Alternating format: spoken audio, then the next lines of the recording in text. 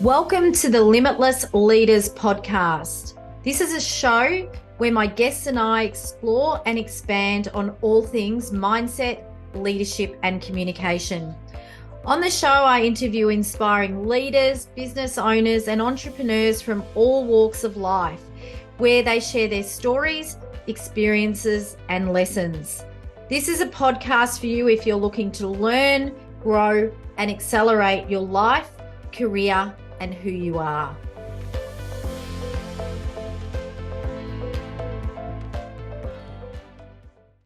Hi, and welcome to the Limitless Leaders podcast. Meaningful work, something I'm very passionate about, and I think especially post-pandemic, people are really taking the time to reflect, reset, and refocus on the things that light them up and the careers that light them up and are on purpose. Today, I have an amazing guest, Nina Mapson-Bone, and I hope I've said that correctly. You have, thank you. Yeah. And she is the Managing Director of Beaumont People and President and Chair of the RCSA. Everything Nina does is to create a world with more meaningful work.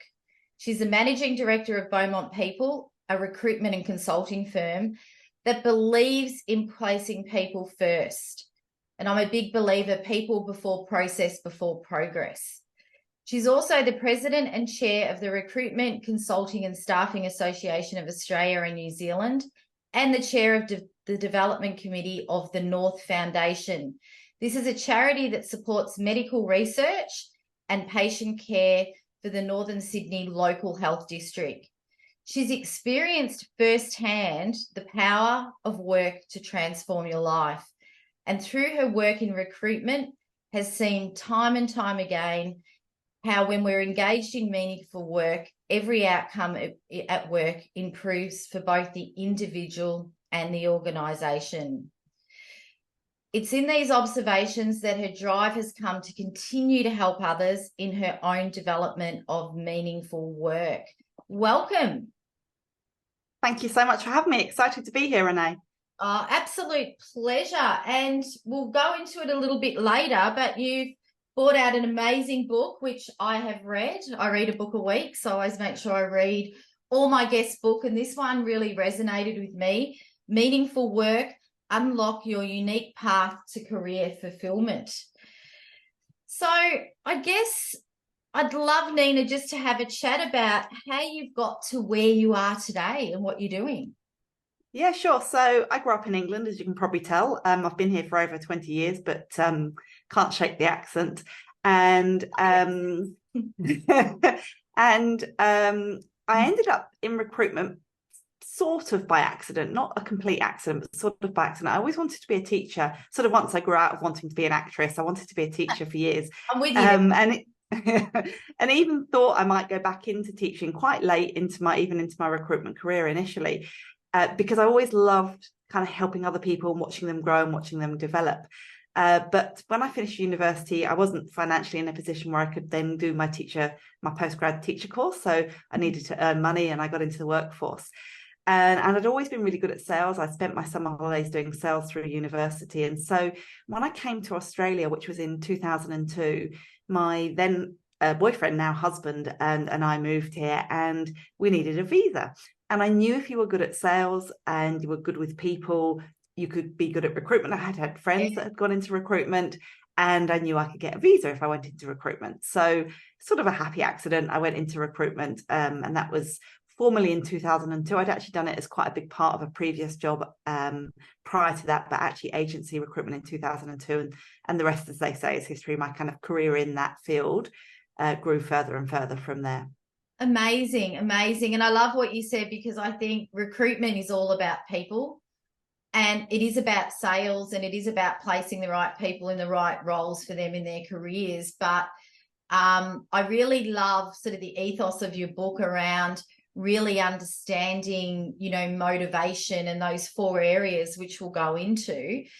Before we kick off, we're a lot of our listeners all over the world are people from all walks of life. We've got leaders, we've got business owners, we've got university students.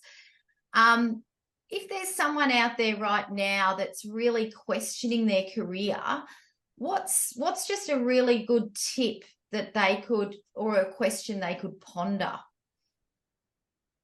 That's a great question. And I think it comes down to what is it about their career that they're questioning. So my first question is, what are you actually questioning? Go beyond the initial kind of what should I do or why isn't it working, to actually think, what is it about it that I'm questioning it? Why am I questioning it? Because if you do that, then you might get into one of the 4 areas that I talk about in the book. And you need to kind of, I think we always make the mistake of not going deep enough.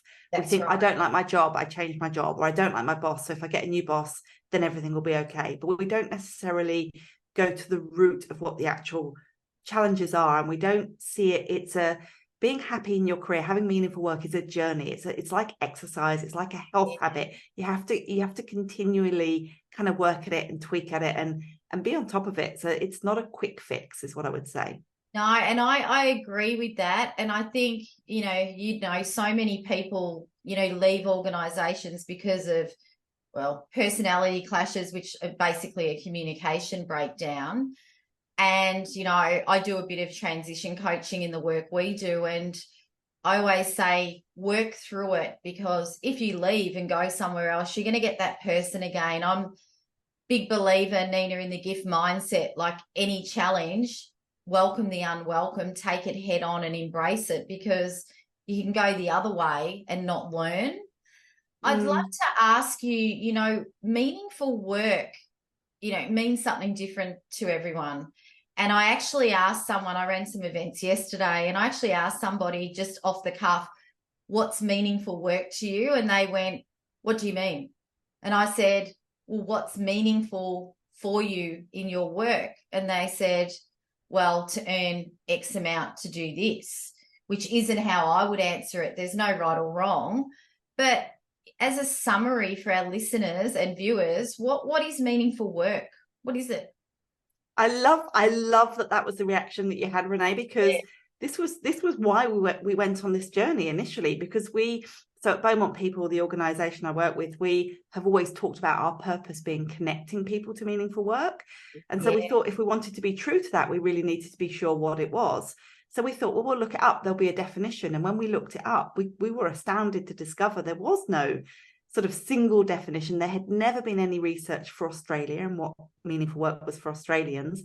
And there was sort of an aspect of our research that made it a world first as well. So we delved into it, and through that, we commissioned some academics and we came up with the definition. So we see that meaningful work is the importance that an individual, so you, me, and your point is valid, it's different for different people, but the importance an individual places on their work, meeting their goals, their values, their motivations, their personal narrative around work, but in the context of the society and the culture that they're in.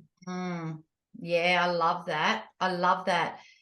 Because it's like so meaningful work really is in the eye of the beholder, but it's doing something that I always say connects you to you. And I love what you said. I'm very big on that deep purpose. I call it your why to fly. What is that for you? And I was going to ask you, it's a bit like success. I ran something the other week around what does success mean for you? It was money. This is what came from the group. It was money. It was people thinking I'm good at what I do. And then someone said, Renee, what does it mean for you? And I was facilitating it. And I said, for me, it's making a difference and seeing people realize and achieve what's possible. That's what lights me up. And I think many of us out there struggled through the pandemic. We lost 90% of our business in the first 2 weeks, which was, because a lot of my stuff, speaking and workshops and face-to-face, and we did a lot through COVID, and it was tough.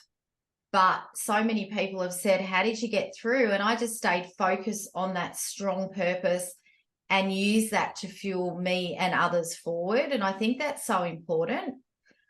How do you think, I call it the pandemic. How do you think that has shaped meaningful work? Has it changed or brought it more to the surface with people questioning it? Yeah, so off the back of the research we did, we built a meaningful work profile tool, and we've now had, actually, as of the last time I looked, which would have been a couple of weeks ago, we had nearly 7,000 individual profiles. So that's since 2020, we've been collecting data on what people think is meaningful work.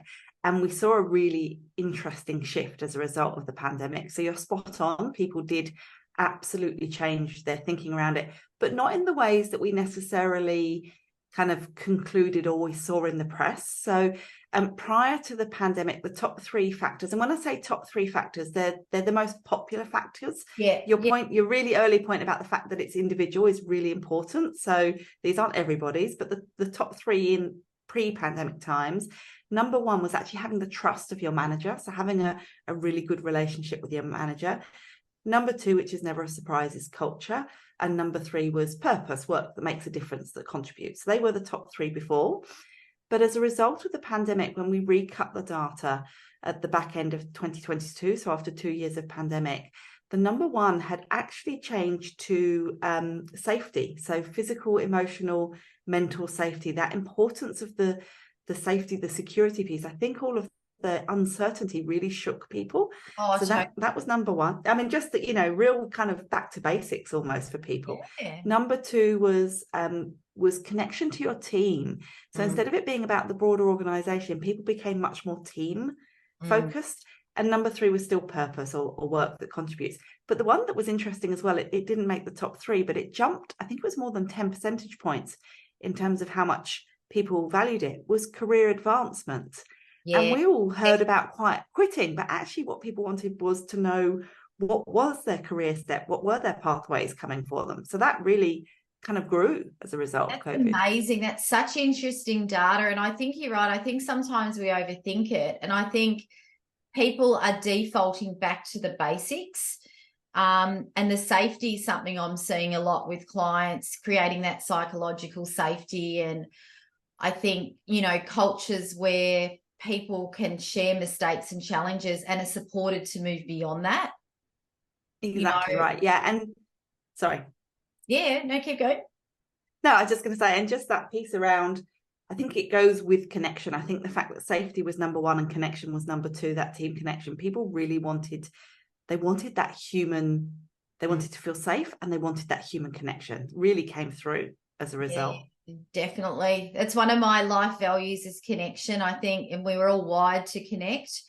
And I think there was some I felt over connected because we were doing 10, 12 Zoom things a day. But that human piece and being back in a room, I think, and so a lot of leaders catching up with their teams more so than just one-on-one. I think if that's used for good, it was a great way to reconnect and build trust, and I always say the opposite of trust is fear. If anyone's not trusting, I always say, what are you fearing? And people sort of look at me for about a minute, but they come up with something. So I think that's such an important thing for the leader and the team to work through that together. In your book, I think it was chapters 11, 12, and 13, you share some amazing assessment tools, the meaningful work profiling tool, and also the organizational one and the other one. Do you want to just for our listeners, just run through?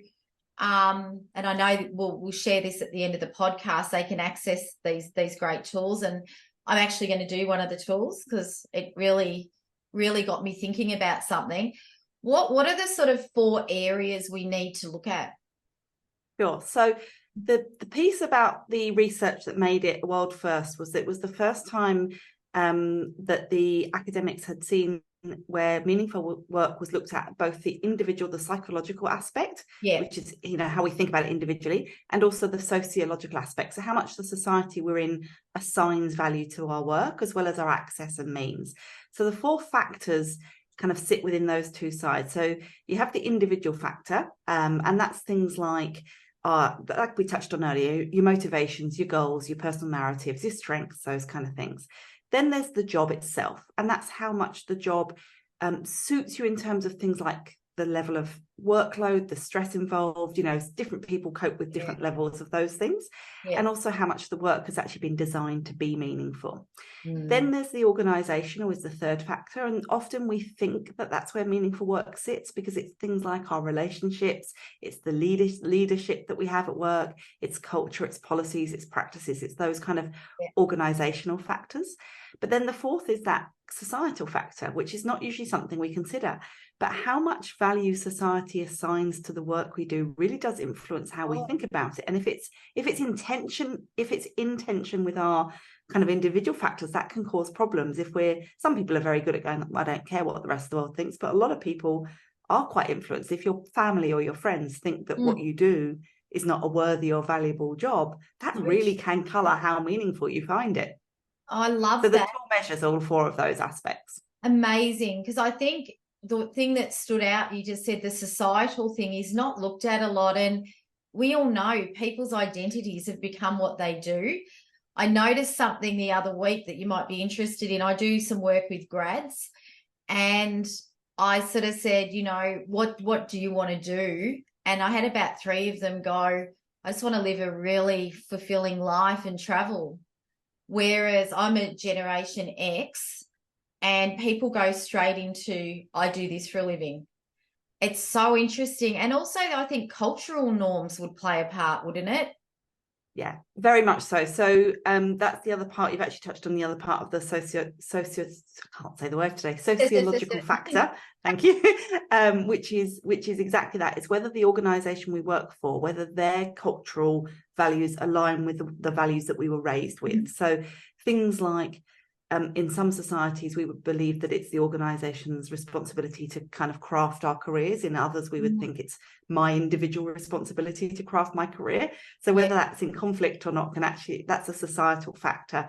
And you're right with when you talk about the grads, there's a real, and you'll have seen this in the book, Renee, there's a real difference in the generations coming through in how they view work. And the generation coming through, for them, meaningful work is the number one fact. Like, having work that is meaningful is far more.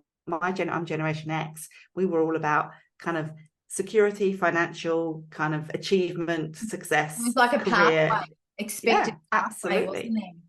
Yeah, it's interesting. And I think too, do you think the fact that the world's opened up, we've got all this technology, you can become an influencer just by getting on TikTok and having something good to share, or not something good to share. Have you seen that's created more people looking at a side hustle or starting their own business? Yeah, very much so. So there is a lot of that. People are able to explore, and they're able to explore their kind of creativity in different ways if they're not getting it in their actual kind of day job, as it were. But also, I think the younger generation are also, and I don't want to speak for them, but from the people I talk to in our workplace and the people I've met and interviewed and had conversations with about this, they are a bit let down by, the world that they've inherited in terms of some of the things that have gone on in the world. So they just, even my 15-year-old son, all he wants to do, he says to me, Mum, I just want to do a job that I enjoy and not be stressed. And the travel thing as well, so they're not buying into this idea of stress at all. I think it's refreshing. Probably like you, I had the big corporate career, and I've run my business for 17 years now. And, you have a certain freedom to do the things that light you up. And I have a bit of a saying, if you can do what lights you up 70% of the time, that helps get you through. I'm really big on the whole soft skills, or I call them life skills. I prefer that term. We do a lot of work around that. And in your book, this is, I think it's a Deloitte statistic, that 2/3 of all jobs will be soft skill focused by 2030. Yeah, that's correct. I like to call them human skills, because I think actually they are human skills. Things like creativity, critical thinking, communication skills, all of those kind of things. But they're the skills that, particularly as AI influences how jobs are in the workplace, and AI will certainly initially take over some of the repetitive tasks or the kind of machine-based tasks or those kind of things. It's those human skills that are going to be critical, and that's why the Deloitte survey found that 2/3 of the jobs will be they call soft skills intensive by 2030, and they're the skills we need to be teaching people. They're the skills that are partly nature, partly nurture, and also come from your experience in the workplace.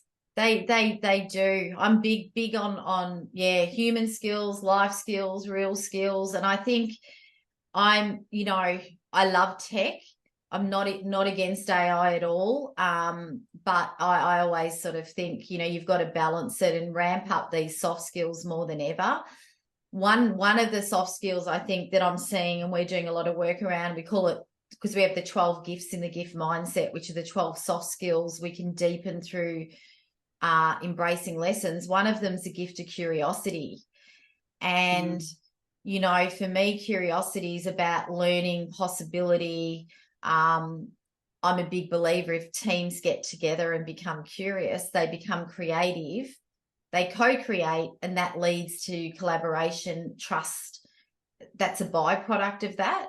How important, do you think curiosity is? And what do you think are some of the key soft skills, especially right now as this AI, it's been around forever, but it's just ramped up? I think so. I think I agree that curiosity is a really important one.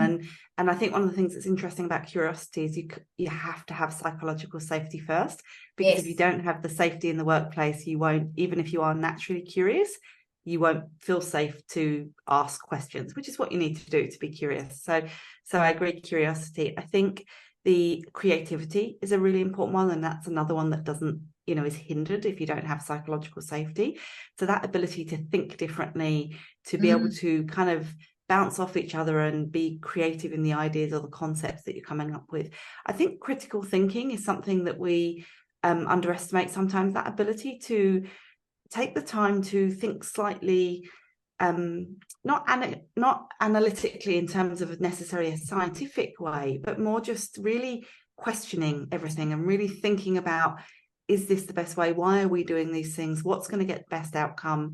Is there a better way? Should we even be doing what we're doing in the first place? And not being afraid to have those kind of that questioning mindset, which that critical thinking is part of the creativity. But a big one you touched on right at the beginning, Renee, is communication.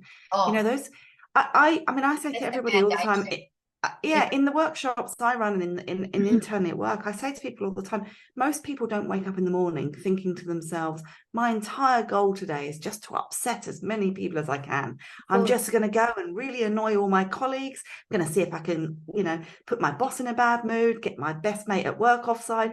And yet those kind of things happen all the time because we're not great at communicating. So that communication skill is a crucial one. Oh, it is. Communication to me, strip away leadership and all these other things. We've recently, Nina, created a game called, it's up on my shelf up there, called 2 Sides in 2 Minutes. And it's an in-person board game where you debate 2 sides. So you're for the topic and against it. And everyone in the group should be able to tell what side you're actually on. And then they give you feedback around key dimensions of communication. And I ran an event yesterday morning on it, and something that kept coming up was, I can't see 2 sides of that topic. And I said, well, pretend that you can. And 2 people actually turned around and said, I'm actually for it now. So appreciating diversity of thought is so important. Love it. Yeah. So, there's a lot of talk about, and there is a bit of a skills shortage in the market. What do you think is driving that? And, what's going to make that better or worse? Yeah. So the demographics of the talent shortage are not good. So in that it's going to get worse. Now, there might be short-term cycles in terms of economic cycles where it kind of has little, blips in the next year or two, particularly with a bit of the economic uncertainty that we're seeing at the moment. But the general trend over the next 5 to 10 years is that the talent shortage will get worse. And that's because we have a significant number of boomers. About 4 million boomers will be leaving the workforce that will leave by about 2030. and there's simply not enough people entering the workforce through the millennials and the Gen Zs coming through. And we have had a big pause on migration, obviously, with the pandemic. So we don't have as many people coming into the country. And even though the borders have opened, the processing of visas and those kind of things is not happening at any speed. Anyone who's trying to get any workers through visas would know that that's not happening. We haven't had kind of the return of backpackers in quite the same way, in quite the same numbers. We do have them back, but there's a real shortage of across pretty much every role, and it's going to get worse. So that's where those human skills are going to be crucial, because we're going to need that the other thing is that roles are going to change because of AI. So the talent shortage is going to be worse because it's going to be in roles that we don't currently have people trained in or know how to do. So it'll be a really interesting time. It will be. And I think more than ever, it'll be a time in every role. I believe everyone's a leader, because you lead self decisions and maybe a team. But I think and I'm doing a lot of writing on this at the moment. It could be in my next book, but just around the different dimensions in a role, that spiritual strength, that emotional strength, the EQ part, that social strength, connection, and I think that societal strength as well. It's interesting. And we spoke earlier, I'm a big believer that the things that happen to us happen for a reason, or a lesson. Sometimes hard to see. I know the start of COVID, we lost everything in the business. My little sister got diagnosed with breast cancer, and I was starting to write The Gift Mindset, the book. And I was like, what am I doing? The irony in my expertise. And then I was like, no, I feel so grateful that I can do this. And I'm a big believer in gratitude. And I believe, the things that happen to us, good or bad, because a lot of the great things we achieve, there's a lot of roadblocks along the way.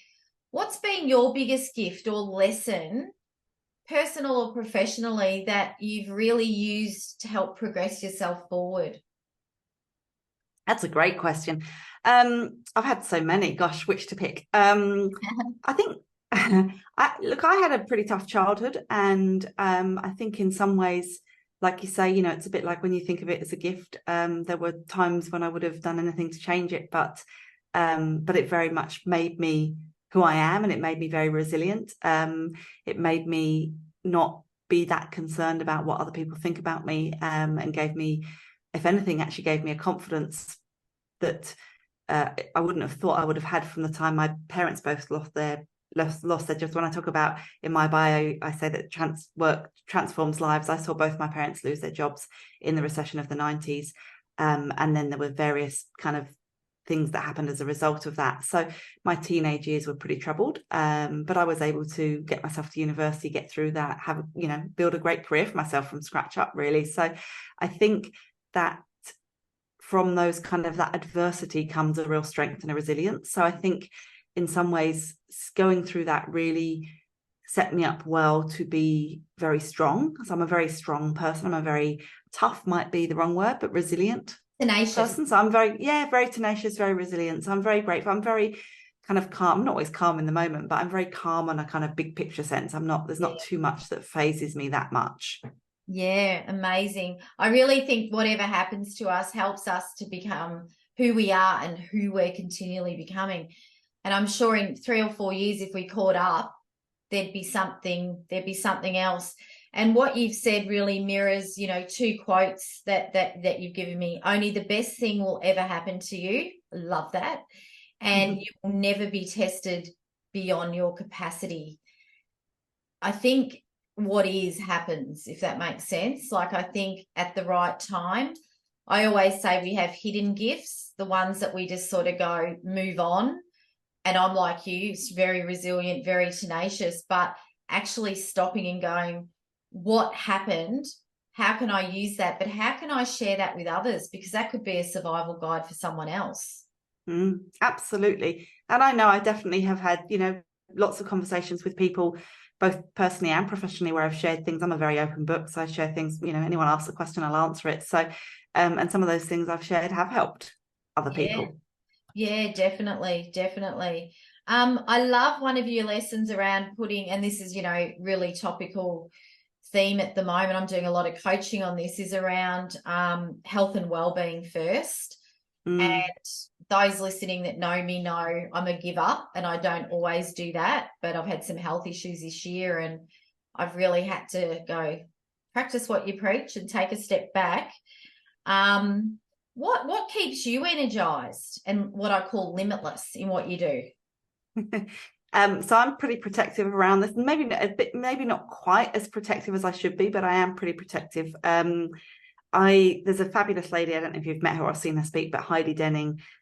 She does a lot of stuff on health and wellbeing, and she taught me this one probably 8 years ago now. But the quote that I think you read from me was that I always put my own health and well-being first, because I cannot help others unless I'm at my best. So if you are a giver and you want to help others, you have to remember that actually the most helpful thing you can do is look after yourself first. The key thing for me is that I'm very protective about sleep. So I know, so my son has type 1 diabetes, and as a result, we're often up in the night. We have to check his blood sugar levels through the night, that kind of thing. So sleep is a big thing for me, and I will do everything within my power to protect it as much as possible. I walk with my best friend every weekend, and so that I have some one-on-one girl time with her every single weekend. I play hockey. I play field hockey and indoor hockey, so I'm still very active in that regard.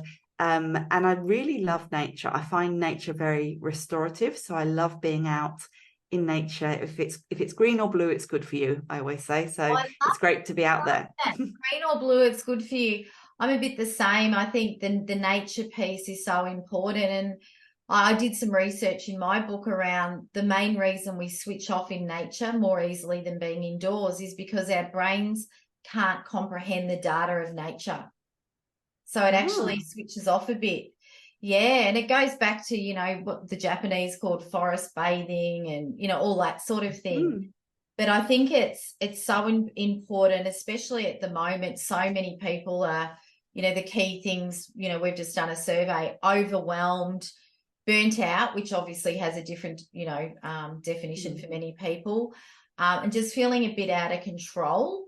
And I think what you've said is so important. If you can take a step back and look after you, especially to really reflect on what is meaningful work, you can't do that when your headspace and your energy is all over the place. So absolutely. And sorry, I didn't mean to cut you off, Renee. I was going to say, the thing is, as well, as we know that that when you're engaged in meaningful work, every outcome is better. You are actually less stressed. It improves your health and well-being. You're less likely to get burnt out. You're happier. You're more productive. You're more creative, and it's better for the organisations you work for. They get better results, better performance. So it's well worth the time. It's a bit like physical health. It's one of those aspects of health that you have to take the time to think about, because it's become our primary source of identity, and that was borne through in the research as well, in terms of things like church attendance has declined, and community, knowing your neighbours, things like that has declined. And so it's the main way that people identify now. So it's a crucial part of who we are, and putting the time and effort into that does genuinely affect your well-being. It does. I always think about contribution. We contribute to our work team, our home team, our community, and then ourselves most of the time, but it's got to be the other way around. I just think it's so important. And if you're out there and you're thinking about, is the work, am I doing the right thing? Is it for me? Does it touch my heart? Does it have meaning? I think it's about taking that step back. And I always say to people, don't think about roles. Think about something you're curious or passionate about. What is that industry? Then what would that role look like? Yeah, and I think, one of the reasons I wrote the book was because I wanted people to even go, before they get to that step, and that's a crucial step that you're talking about, but before they even get to that step, to almost go even one step further back, to really think about them, the whole picture. What am I good at, to your point, but also how much, not just the role, but how much volume, the same role in different organizations could be meaningful or not, because sometimes it's about the volume of work, or it's about the size of the organization. And then in the organization, what kind of things are important to you? And Yeah. the thing that's important then is that for each person, some of those factors will be more important than not. So which ones of those levers are your levers that you need to focus on? And it's only by doing that self-analysis that you're likely to get it more right more of the time. It still won't be perfect, but you said 70% earlier. I always talk about my good friend that I just mentioned that I walk with. She's always been not always, but for the last 20 years or so has been a mother, a wife. She's raised a very beautiful family, and we always used to joke we've had very different lives, and she used to say to me, you know, I hate cooking and I hate washing up, but it's a part, everyone has parts of their jobs that they don't like, and it's what allows me to spend time with my children. So she, you know, puts up with that bit of it. Yeah, and we run our own businesses, and I know there's 2 or 3 things that I still don't like, but most of it I do, you know, and I think that's important. And it comes back to knowing your values. You know, what do you value? And then how does that feed into your purpose and ultimately where you end up, you know, working? Absolutely. I'm a big believer in what I call limitless leaders. So leaders that learn, unlearn, relearn, and evolve continually. Who's the leader that you admire and why? So it's an interesting question because I don't tend to admire single people. I tend to look for traits or qualities that I can admire, because no person is perfect, and we all have great things and we all have, you know, weaknesses, and sometimes our greatest strengths can also be our greatest weaknesses. So what I tend to do is look for qualities in individual leaders and think, how can I emulate those qualities? So all the people in the book, there are 6 stories in the book, very different stories. I admire all of them in different ways for different reasons. And part of the reason I showcased them was that they have very different styles and very different stories, but they're all aspirational in that they have all, despite incredibly successful careers, had times when they weren't in meaningful work, or when they have struggled and they have had their own battles. So I find that inspiring. I look at leaders like that. I love that. Shirley Chowdhury, who's in the book, is particularly inspiring in terms of one of the things, and I've got to know her personally, is she is completely fearless in speaking her mind, but she does it in such an endearing way, and that's a hard trait to get right. So she does that really well. Yeah. So it's that I look for traits like that. I look for what is the trait that I'm trying to learn? What's the skill I'm trying to take from it? I love that. It's sort of like our friends and relationship network. You know, I've got the Zen, my passion's cooking. So I've got my Zen friend I've had since I was 3 years old. We cook together. My friend that I party with, the other friend that's the critical friend, the other one that's just there to support. And I think I love that, just taking different traits. And I think knowing when you haven't had meaningful work helps you know what meaningful work means for you.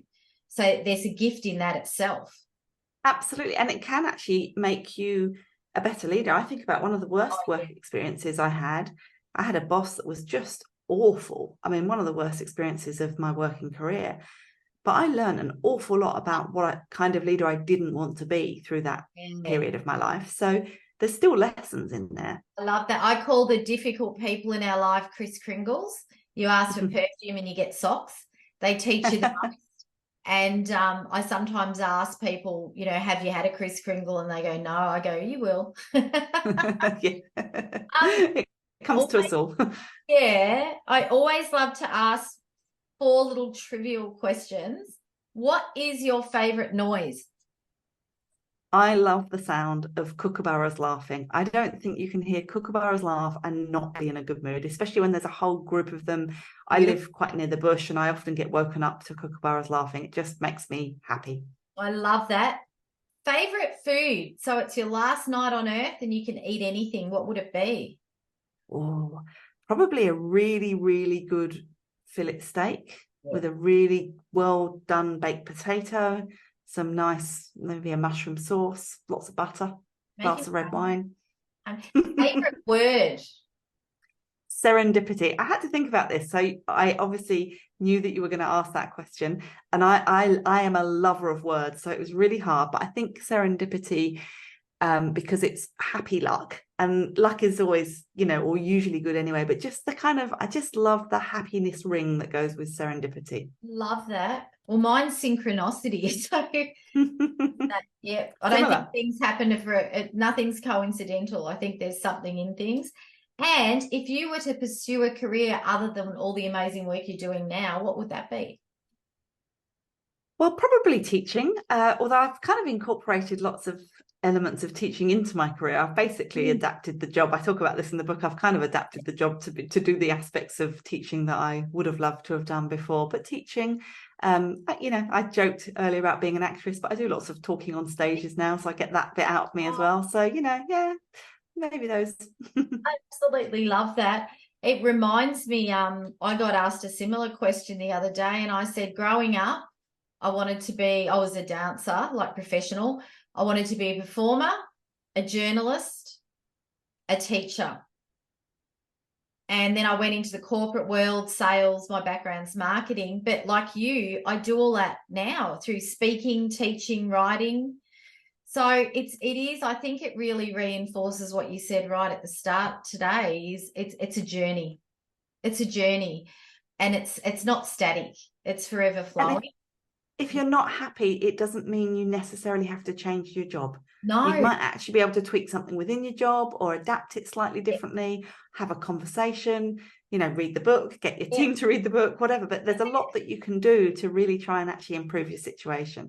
I love it. And even people that we're in Australia, especially, you'd know this, we're sort of taught when you get a job, do it well, then make sure you lead people, because that's the next step. And I've had so many people lately that are like, Renee, I'm good at leadership, but I don't enjoy it. I don't want the people part. So it's really questioning things, like you said. And a little, I still don't know where this is from. I should disclaim it, but it's a story I read years ago. A lady used to make this lamb roast every Sunday for her family and always cut the leg of lamb in half. And her husband said, why do we always do this? So she rang her sister, and the sister said, I don't know. Rang her mum, why do we cut the leg of lamb in half? Don't know. Ring your grandma. Grandma, why do we cut the leg of lamb in half? And the grandma goes, I don't know. I just had a small oven. And I think it's just a good analogy around question. I say debate with intent trumps harmony for comfort's sake. So I think it's about questioning the right things for yourself, and others and the world, and that curiosity to really help you find, satisfying and fulfilling, meaningful work.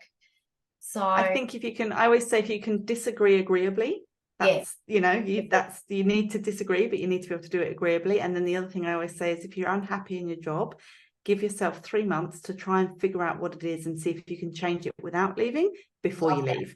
And at least that way, by the time you leave or you start looking to leave, you're really clear on what, and you've tried to change it internally first. So you're really clear on what you're going to, rather than a push factor pushing you out. You're actually working towards your pull factors. Because it's too easy to go, it's that person or it's that place, or I don't like that I have to work in the office. I love that. So take 3 months, really go deep. Now, I could talk to you for hours, Nina. I'd love to ask you, how do people find you and your book and the assessments? Thank you. So my website is just my name, ninamapsonbone.com.au, and all the links to everything is on there, including links to the various outlets that you can buy the book. And the link to where the assessments are. But the assessments and the research that we did, because that was commissioned by Beaumont People, can just be found at meaningfulwork.com.au. So 2 really easy websites, ninamapsonbone.com.au, meaningfulwork.com.au. Amazing. And you're obviously on LinkedIn as well? I'm on LinkedIn as well, yeah, just under my name. Amazing. So we'll have all those links in our show notes, so you can find Nina, her amazing thought leadership, and her book. Thank you so much for being on the show today. Thank you so much for having me. I've really enjoyed our conversation. Yeah, it's been amazing. And thank you for everyone that's been listening or chiming in. Meaningful Work, make sure you grab a copy and have a look. And also make sure you check out our 2023 public events. We've got a Cook, Connect and Re-Energize one-day retreat coming up on November 22nd in the Yarra Valley, where we will cook a beautiful Italian meal, eat it, do some breath work and meditation, and then the afternoon I will take you through some immersive workshops around reconnecting to yourself and strategies to re-energize. And also we're running this in-house if your team is interested. So thank you for listening from wherever you are in the world. And we look forward to you sharing this podcast, sharing your feedback, or letting us know of any future topics or guests that you'd like to have on the show. Thank you for listening to the Limitless Leaders podcast. So you don't miss an episode, make sure you follow the show in your favorite podcast app. Feel free to share this podcast with your family, friends, and work colleagues. If you're enjoying the show, find out more on what we do at RG Dynamics at www.reneegiarrusso.com. Until next time, be limitless.